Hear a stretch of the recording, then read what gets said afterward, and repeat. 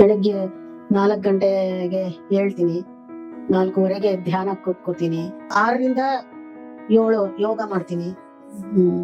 ನಿಮ್ಗೆ ಆಕ್ಟಿಂಗ್ ಏನಾದ್ರು ಅವಕಾಶ ಬಂದಿತ್ತ ಆ ಟೈಮಲ್ಲಿ?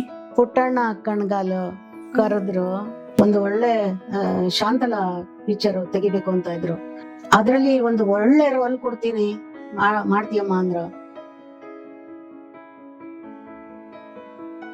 ನನ್ನ ಪ್ರೋಗ್ರಾಮ್ ನಲ್ಲಿ ಹಾಡ್ತಾ ಇರ್ಬೇಕಾದ್ರೆ 2-3 ಹೆಣ್ಮಕ್ಳು ಎಷ್ಟ್ ಚೆನ್ನಾಗಿ ಹಾಡ್ತಾರಲ್ವಾ ಅಂತ ಕೂತ್ಕೊಂಡು ಕೇಳ್ತಾ ಇದ್ರು. ಅವ್ರನ್ನ ಅವ್ರ ಪೋಷಕರು ಬೈದು ಕರ್ಕೊಂಡು ಹೋಗ್ತಿದ್ರು. ಕಣ್ಣಲ್ಲಿ ನೀರು ಬಂದ್ಬಿಡ್ತು ನನ್ಗೆ. ರಾತ್ರಿ 11 ಗಂಟೆ 12 ಗಂಟೆಗೆ ಊಟ ಮಾಡ್ತಾ ಇದ್ರು.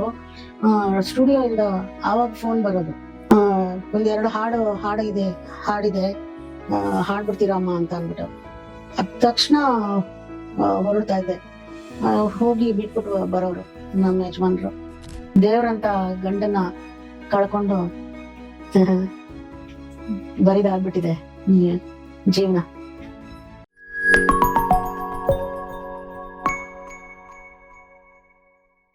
ನಿಮ್ಗೆ ಆಕ್ಟಿಂಗ್ ಏನಾದ್ರು ಅವಕಾಶ ಬಂದಿತ್ತ ಆ ಟೈಮಲ್ಲಿ? ಆಕ್ಟಿಂಗ್ ಮಾಡಿ ಮಾಡಿದ್ರ?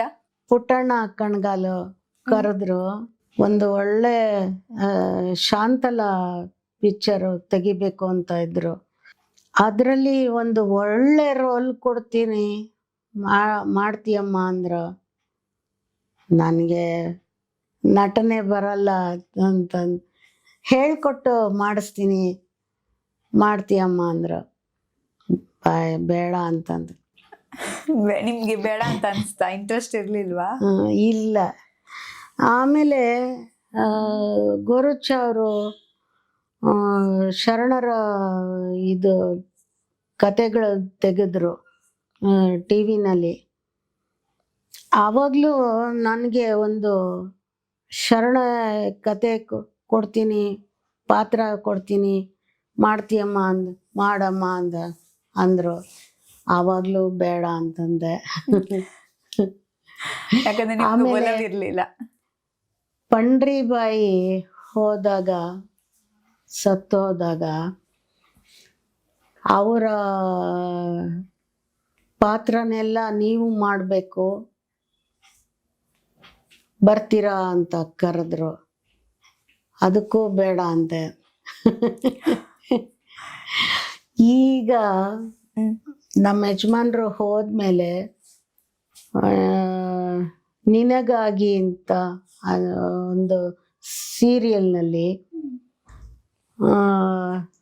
ಸನ್ಯಾಸಿ ಪಾತ್ರ, ಅಂದರೆ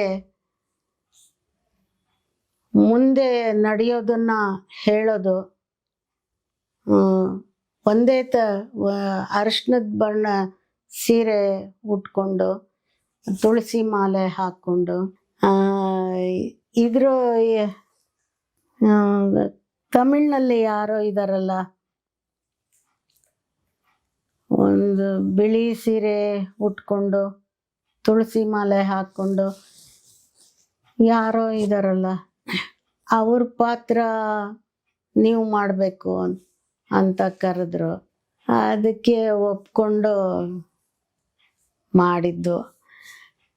ಆಮೇಲೆ ಉದಯ ಟಿವಿನಲ್ಲಿ ಕರೆದ್ರು, ಬೇಡ ಅಂತಂದೆ. ಈಗ ಸಿಂಗರ್ ಕಮ್ ಆಕ್ಟರ್ ಕೂಡ ಆಗ್ತಿದ್ರಿ ನೀವೇನಾದ್ರು ಒಪ್ಕೊಳ್ತಿದ್ರೆ ಆ ಕಾಲದಲ್ಲಿ, ಅಲ್ವಾ? ಆಯ್ತು, ನಿಜ. ಒಪ್ಕೊಂಡಿದ್ರೆ ಖಂಡಿತ ಮೇಲಿಂದ ಮೇಲೆ ಎಲ್ಲ ಪಾತ್ರಗಳು ಸಿಗ್ತಾ ಇತ್ತು. ಹೌದು, ನಿಜ. ನಾನು ಒಪ್ಲಿಲ್ಲ, ನನಗೆ ಇಷ್ಟ ಆಗ್ಲಿಲ್ಲ. ಈಗಿನ ಹಾಡುಗಾರರಲ್ಲಿ ನಿಮ್ಗೆ ಯಾವ್ದು ಹಾಡು ತುಂಬಾ ಇಷ್ಟ? ಈಗ ಕೇಳ್ತಿರುವಂತ ಯಾವ್ದಾದ್ರು ಹಾಡು ನಿಮ್ಗೆ ಇಷ್ಟ ಇದೆಯಾ? ನನಗೆ ಈಗ ದೇವ್ರ ನಾಮಗಳು ಕೇಳ್ತಾ ಇರ್ತೀನಿ. ಈಗಿನ ಹಾಡು ಟಿವಿ ಆನ್ ಮಾಡಲ್ಲ, ರೇಡಿಯೋ ಆನ್ ಮಾಡಲ್ಲ, ಮತ್ತೆ ದಿನಪತ್ರಿಕೆ ತರಿಸಲ್ಲ. ಟಿವಿ ಸಾಯಂಕಾಲ ಆ, ಆದ್ರೆ ಒಂದೆರಡು ಸೀರಿಯಲ್ ನೋಡ್ತೀನಿ ಅಷ್ಟೇ. ಆಫ್ ಮಾಡಿಬಿಟ್ರೆ ಮಾರನೇ ದಿನ ಸಾಯಂಕಾಲ ಆನ್ ಮಾಡ್ತೀನಿ. ಇಷ್ಟ ಆಗೋದಿಲ್ವಾ ನಿಮ್ಗೆ? ಅಲ್ಲಿವರೆಗೂ ನಿದ್ದೆ ಮಾಡ್ತಾ ಇರುತ್ತೆ. ಅದಕ್ಕೂ ರೆಸ್ಟ್ ಫುಲ್ ನಿಮ್ಮ ಮನೇಲಿ. ನನಗೆ ಒಂಥರ ವಿಚಿತ್ರ ವ್ಯಕ್ತಿ ನಾನು. ಯಾರ ಜೊತೆಗೂ ಯಾವ ವಿಷಯಕ್ಕೂ ಸೇರಲ್ಲ. ಅವ್ರು ಏನು ಮಾತಾಡ್ತಾರೆ ಅಂತ ನಾನು ಕಿವಿ ಕೊಡಲ್ಲ. ನನ್ನ ಪಾಡ ನಾನು ಇರ್ತೀನಿ. ಏನು ಮಾತಾಡ್ಕೊಂಡ್ರು ಅರ್ಥನೂ ಆಗಲ್ಲ ನನಗೆ. ನನ್ನ ಪಾಡ ನಾನು ಇರ್ತೀನಿ. ದೇವ್ರನ್ನ ಜಾಸ್ತಿ ನಂಬ್ತೀರಾ? ಆ ದೇವರ ಪೂಜೆ, ದೇವರನ್ನ ಜಾಸ್ತಿ ನಂಬ್ತೀರಾ? ಹಾ, ದೇವರನ್ನ ನಂಬ್ತೀನಿ. ಧ್ಯಾನ ಮಾಡ್ತೀನಿ. ಬೆಳಗ್ಗೆ 4 ಗಂಟೆಗೆ ಹೇಳ್ತೀನಿ, 4:15 ಧ್ಯಾನಕ್ಕೆ ಕೂತ್ಕೋತೀನಿ. 5ರಿಂದ 6, 6ರಿಂದ 7 ಯೋಗ ಮಾಡ್ತೀನಿ. ಮತ್ತೆ ರಾತ್ರಿ 10 ಗಂಟೆಗೆ ಧ್ಯಾನಕ್ಕೆ ಕೂತ್ಕೋತೀನಿ. ಈಗ ಅದೇ ಭಕ್ತಿಗೀತೆಗಳು, ಅದಕ್ಕೆ ನೀವು ತುಂಬಾ ಜಾಸ್ತಿ ಹಾಡಿರೋದು ಅನ್ಸುತ್ತಲ್ಲ ಕ್ಯಾಸೆಟ್ಗಳಲ್ಲಿ. ಈಗ ಕೂಡ ಅನೇಕ ಕ್ಯಾಸೆಟ್ಗಳನ್ನ ಯಾರಾದ್ರೂ ಕೇಳ್ತಿದ್ರೆ ಅವರಲ್ಲಿ ಅತಿ ಹೆಚ್ಚು ಆವಾಗ ನಿಮ್ಮ ಹಾಡುಗಳು. ಇವ್ರು ಚೆನ್ನಾಗಿ ಹಾಡ್ತಾರೆ ಅಂತ ಅಂದ್ಬಿಟ್ಟು ನನ್ನ ಕೈಲೇ ಹಾಡ್ಸೋರು. ಭಾವ ತುಂಬಿ ಹಾಡ್ತಾರೆ ಅಂತ ಅನ್ಕೊಂಡು ನನ್ನ ಕೈಲೇ ಹಾಡ್ಸೋರು. ನಾನೇನು ಕೇಳ್ತಿರ್ಲಿಲ್ಲಪ್ಪ. ಅವ್ರವರೇ ಹಾಡ್ಸೋರು. ಇದು ಕಸ್ತೂರಿ ಅವರು ಹಾಡಿದ್ರೆ ಚೆನ್ನಾಗಿರುತ್ತೆ ಅಂತ ಅಂದ್ಬಿಟ್ಟು. ಅಂದ್ರೆ ಆ ಕಾಲದಲ್ಲಿ ನಿಮ್ ಯಜಮಾನ್ರು ನಿಮ್ ಜೊತೆಗೆ ಇದ್ದಿದ್ರಿಂದ ಇಷ್ಟು ಹಾಡುಗಳನ್ನ ಸುಲಲಿತವಾಗಿ, ಅಂದ್ರೆ ಸ್ವಲ್ಪ ಈಸಿ ಆಯ್ತು ಅಂತ ಅನ್ಸುತ್ತೆ ನಿಮ್ಗೆ. ಯಾಕಂದ್ರೆ ಆ ಕಾಲದಲ್ಲೆಲ್ಲ ಮಹಿಳೆಯರಿಗೆ ಅವಕಾಶ ಹೇಗಿತ್ತು? ಹೌದೌದು. ಈಚೆಗೆ ಬಿಡ್ತಿರ್ಲಿಲ್ಲ. ನಾನು ನೋಡ್ದಂಗೆ ನನ್ನ ಪ್ರೋಗ್ರಾಮ್ನಲ್ಲಿ ಹಾಡ್ತಾ ಇರಬೇಕಾದ್ರೆ ನಮ್ಮದೇ ವೀರಶೈವ ಜನಾಂಗದ ಮದುವೆ ಪ್ರೋಗ್ರಾಮ್ ನಾನು ಹಾಡ್ತಾ ಇರಬೇಕಾದ್ರೆ 2-3 ಹೆಣ್ಮಕ್ಳು ಎಷ್ಟು ಚೆನ್ನಾಗಿ ಹಾಡ್ತಾರಲ್ವಾ ಅಂತ ಕೂತ್ಕೊಂಡು ಕೇಳ್ತಾ ಇದ್ರು. ಅವ್ರನ್ನ ಅವ್ರ ಪೋಷಕರು, ಅವರ ತಂದೆ ತಾಯಿಗಳು ಬೈದು ಕರ್ಕೊಂಡು ಹೊರಟೋದ್ರು. ನನಗೂ ಒಂಥರ ಕಣ್ಣಲ್ಲಿ ನೀರು ಬಂದ್ಬಿಡ್ತು ನನಗೆ. ಆ ಥರ ಮಾತಾಡ್ಬಿಟ್ರು. ನಮ್ಮ ಯಜಮಾನ್ರು ಏನೂ ಮಾತಾಡ್ತಾ ಇರಲಿಲ್ಲ. ಎಷ್ಟೊತ್ತಿಗೆ ಬಂದರು, ರಾತ್ರಿ 11 ಗಂಟೆ 12 ಗಂಟೆಗೆ ಊಟ ಮಾಡ್ತಾಯಿದ್ರು. ಸ್ಟುಡಿಯೋಯಿಂದ ಆವಾಗ ಫೋನ್ ಬರೋದು, 1-2 ಹಾಡಿದೆ ಹಾಡ್ಬಿಡ್ತೀರಾ ಅಮ್ಮ ಅಂತ ಅಂದ್ಬಿಟ್ಟು. ಅದ ತಕ್ಷಣ ಹೊರಡ್ತಾ ಇದ್ದೆ. ಹೋಗಿ ಬಿಟ್ಬಿಟ್ಟು ಬರೋರು ನಮ್ಮ ಯಜಮಾನ್ರು. ಮುಗಿಸ್ಕೊಂಡು 5 ಗಂಟೆ, ಬೆಳಗಿನ ಜಾವ 5 ಗಂಟೆಗೆ ಬರ್ತಾ ಇದ್ದೆ. ಆದರೂ ತುಟಿ 2 ಮಾಡ್ತಾ ಇರಲಿಲ್ಲ. ಎಷ್ಟು ಹಾಡಿದ್ರು, ಏನು ಮಾಡಿದ್ರು, ಎಲ್ಲಿ ಹೋದ್ರು ಏನೂ ಮಾತಾಡ್ತಾ ಇರಲಿಲ್ಲ. ಅಷ್ಟು ಅಂಥ ದೇವ್ರಂಥ ಗಂಡನ್ನ ಕಳ್ಕೊಂಡು ಬರಿದಾಗ್ಬಿಟ್ಟಿದೆ ಜೀವನ. ಆದ್ರೆ ಅದು ನಿಮ್ ಭಾಗ್ಯ ಅಲ್ವಾ? ಅವಾಗ ಆ ಸಮಯದಲ್ಲಿ ನಿಮ್ಮ ಯಶಸ್ಸಿಗೆ ಅವರ ಪಾತ್ರ ದೊಡ್ಡದಿದೆ ಅನ್ನೋದು. ಖಂಡಿತ. ಅದಕ್ಕೆ ಅದನ್ನ ಎಲ್ಲ ಬರ್ದಿಟ್ಟೆ. ತುಂಬಾ ಚೆನ್ನಾಗಿ ನಾನು ಬರ್ದಿರೋದನ್ನ ಎಲ್ಲ ನೋಡಿ ಎಲ್ರೂ ಕಥೆ ಓದಂಗಿದೆ, ತುಂಬಾ ಚೆನ್ನಾಗಿ ಬರ್ದಿದ್ದೀರಾ ಅಂತ ಹೇಳ್ತಾರೆ. ಪಬ್ಲಿಷ್ ಮಾಡಿಸ್ಬೇಕು. ನಿಜ, ನಮಗೂ ಅದನ್ನ ಓದ್ಬೇಕು, ಯಾಕಂದ್ರೆ ನಾವು ಬಹಳಷ್ಟು ತಿಳ್ಕೋಬೇಕು ಅದ್ರಿಂದ. ನೀವು ಅದೇ ಮಾತಾಡುವಾಗ ಹೇಳಿದ್ರಿ, ಅದನ್ನ ನಾನು ಪುಸ್ತಕ ಮಾಡೋದಕ್ಕೆ ಇಷ್ಟಪಡಲ್ಲ, ನನ್ನ ಸಾಧನೆ ತುಂಬಾ ಕಡಿಮೆ ಅಂತ. ಬಟ್ ನೀವು ಅದು ಅನ್ಕೊಳ್ಳಿದಷ್ಟೇ, ಯಾಕಂದ್ರೆ ನಿಮ್ಮ ಪ್ರತಿಯೊಂದು ಪದಗಳೇ ಎಷ್ಟೋ ಜನರಿಗೆ ಸ್ಫೂರ್ತಿ ಖಂಡಿತ. ಯಾಕಂದ್ರೆ ಆವಾಗ ಹೇಗಿತ್ತು, ಇವಾಗ ಏನ್ ಬದಲಾವಣೆ ಆಗಿದೆ ಅನ್ನೋದು ನೋಡಿ. ಬದಲಾವಣೆಗಳು ತುಂಬಾ ಮಟ್ಟದಲ್ಲಿ ಆಗಿದೆ. ಆವಾಗ ನೀವ್ ಹೇಳಿದ್ರಿ ಒಂದೇ ಟೇಕಲ್ಲಿ ಹಾಡುಗಳನ್ನ ಹಾಡ್ಬೇಕಿತ್ತು ಅಂತ.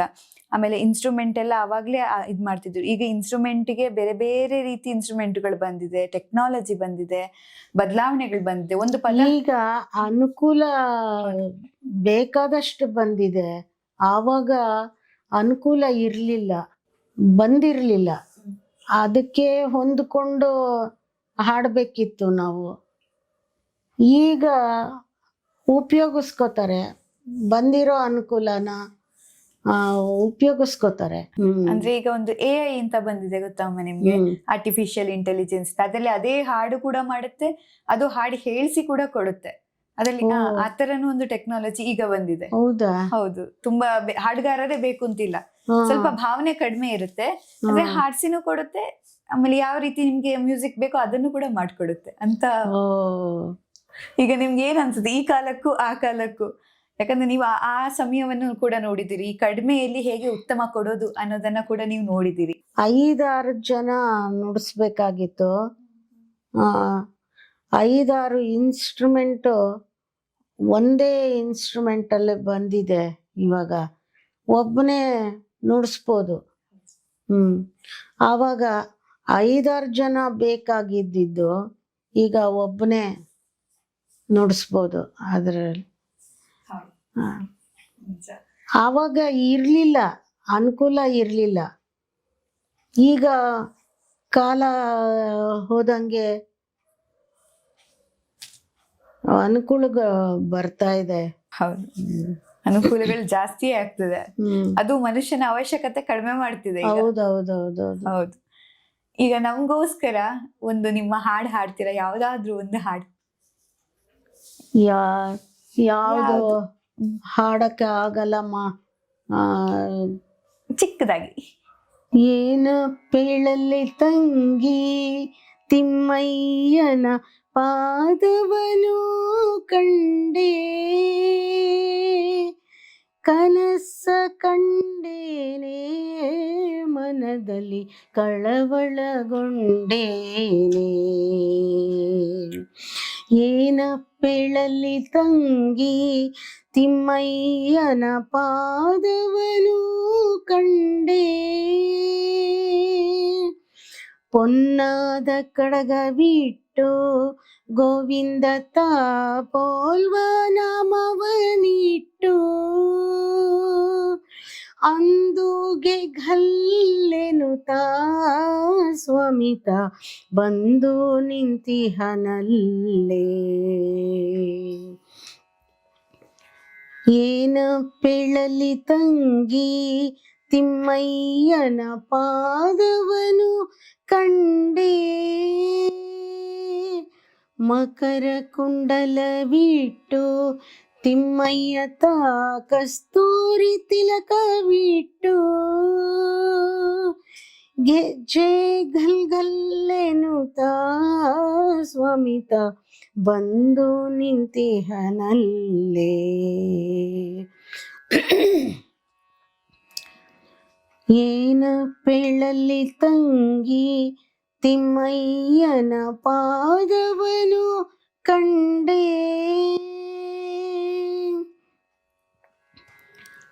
ನವರತ್ನ ಕೆತ್ತಿಸಿದ ಸ್ವಾಮಿತ ಹೃದಯ ಮಂಟಪದಲ್ಲಿ,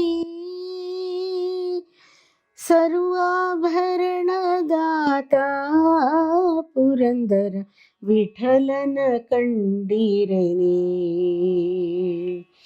ಸರ್ವಾಭರಣದಾತ ಪುರಂದರ ವಿಠಲನ ಕಂಡಿರೇನೆ, ಏನಪ್ಪಿಳಲ್ಲಿ ತಂಗಿ ತಿಮ್ಮಯ್ಯನ ಪಾದವನು ಕಂಡೇ, ಕನಸು ಕಂಡೇನೆ ಮನದಲ್ಲಿ ಕಳವಳಗೊಂಡೇನೆ, ಏನಪ್ಪಿಳಲ್ಲಿ ತಂಗಿ ತಿಮ್ಮಯ್ಯನ ಪಾದವನು ಕಂಡೇ.